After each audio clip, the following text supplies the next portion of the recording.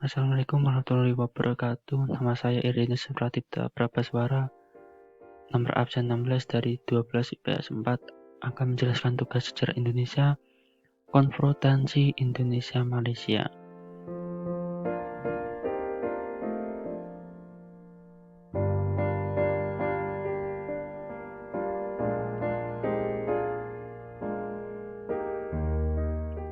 Konfrontasi Indonesia-Malaysia dibagi 4 subbab yang akan dibahas: penjelasan, latar belakang, perkembangan, dan akhir konfrontasi.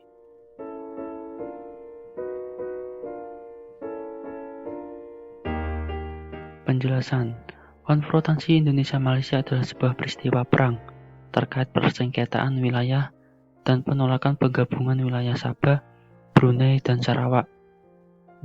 Pertikaian ini terjadi antara Federasi Malaysia dan Indonesia pada tahun 1962 sampai 1966. Bahkan peristiwa ini membuat Indonesia keluar dari PBB pada 1965.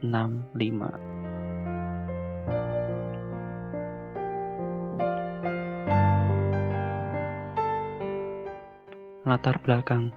Sejak pertengahan abad ke-18, tanah Malaya dikuasai Inggris. Pada 8 Februari 1956, Inggris memutuskan memberi kemerdekaan pada Malaysia. Namun rencana ini ditentang oleh Soekarno karena menganggap pembentukan negara Federasi Malaysia adalah proyek neokolonialisme Inggris. Soekarno khawatir kawasan Malaya akan menjadi pangkalan militer barat di Asia Tenggara. Menurut Soekarno, hal itu mengganggu stabilitas di kawasan Asia Tenggara. Selain Indonesia, Filipina juga tidak setuju dengan negara Federasi Malaysia. Akibatnya, Indonesia dan Filipina berada di posisi yang berseberangan dengan Malaysia dan Inggris.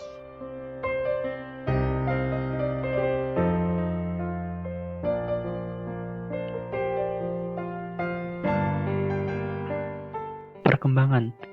Perang ini berawal dari keinginan Federasi Malaysia atau lebih dikenali sebagai Persekutuan Tanah Melayu. Pada 1961, Federasi Malaya ingin menggabungkan Brunei, Sabah, dan Sarawak ke dalam Federasi Malaysia yang tidak sesuai dengan persetujuan Manila. Oleh karena itu, keinginan tersebut ditentang oleh Soekarno yang menganggap pembentukan Federasi Malaysia yang sekarang sebagai boneka Inggris.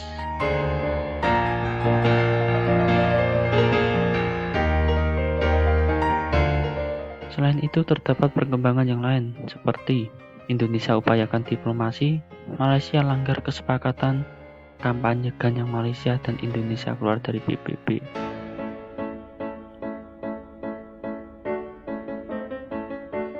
Indonesia upayakan diplomasi.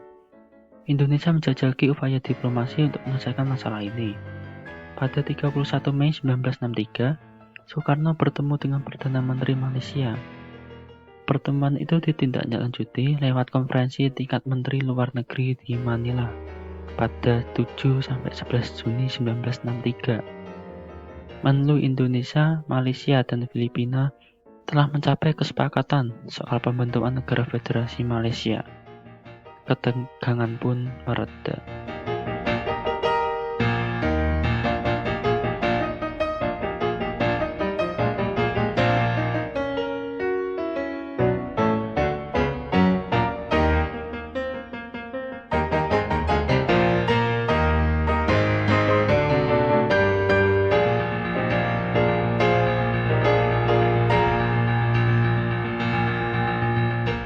Malaysia langgar kesepakatan.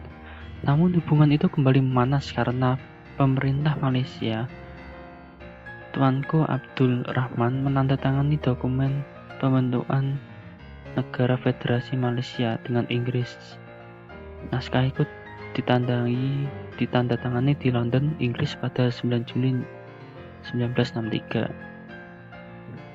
Langkah Malaysia itu mengganggu hubungan ketiga negara dan rencana pertemuan puncak konferensi tingkat tinggi di Manila pada pertengahan Juli 1963 dihasilkan 3 dokumen, yaitu Deklarasi Manila, Persetujuan Manila, dan Komunike Bersama. Terbentuk konfederasi 3 negara, yaitu Mabilindo. Malaya, Filipina, dan Indonesia.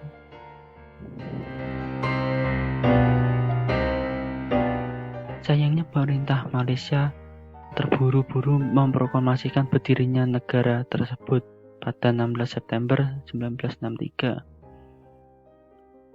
4 negara bagian yang tergabung dalam Federasi Persekutuan Tanah Melayu, Singapura, Sabah, dan Sarawak, dan Indonesia pun murka akan langkah Malaysia yang lagi-lagi melanggar kesepakatan. Sehari sesudah proklamasi, Indonesia memutuskan hubungan diplomatik dengan Malaysia.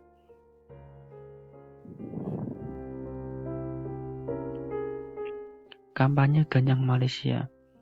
Suasana pun semakin memanas. Di Malaysia dan Indonesia sama-sama terjadi demonstrasi besar-besaran. Kuala Lumpur pada 17 September 1963 menyerbu kantor Kedutaan Besar Republik Indonesia. Mereka merobek-robek foto Soekarno membawa lambang negara Garuda ke hadapan pemerintah Malaysia Tuanku Abdul Rahman untuk diinjak-injak. Aksi itu membuat Soekarno gusar. Ia melancarkan kampanye Ganyang Malaysia. Kemudian tanggal 3 Mei 1964, di sebuah rapat raksasa yang digelar di Jakarta, Soekarno mengumumkan perintah Dwi Komando yang isinya petinggi ketahanan revolusi Indonesia, bantu perjuangan revolusioner rakyat Malaya, Singapura, Sarawak, dan Sabah untuk menghancurkan Malaysia.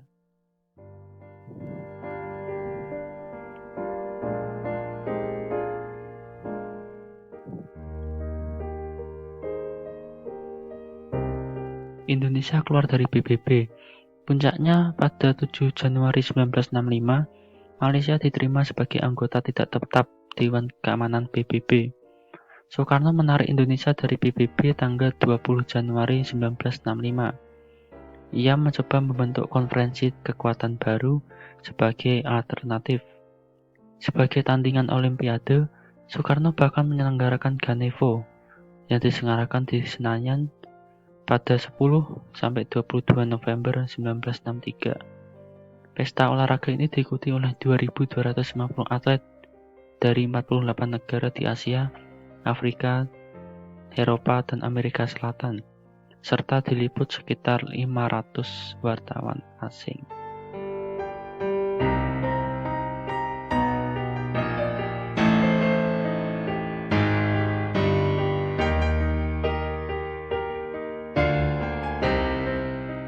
Akhir konfrontasi. Menjelang akhir tahun 1965, gejolak politik dan ekonomi di Indonesia semakin kacau.